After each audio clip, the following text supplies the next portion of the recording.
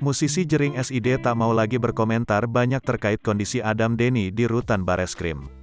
Kabar mencuat dari permintaan maaf jika Adam Denny mengalami depresi sejak masuk BUI.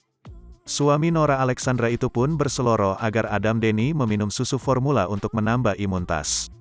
Mungkin ada produk susu lain yang mau jadikan dia ambasador, saya yakin akan laris ya itu saja sih, kata Jering SID usai sidang di Pengadilan Negeri Jakarta Pusat, Selasa, tanggal 22 Februari tahun 2022.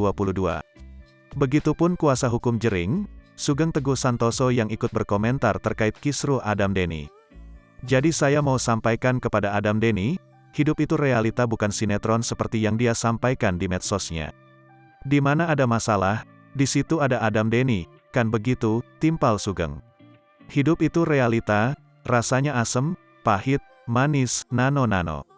Sekarang dia sedang belajar yang namanya nano-nano itu ya, dan masih banyak episode lain yang akan berlaku dalam dirinya, saya sudah sebut beberapa kali ya, sambungnya.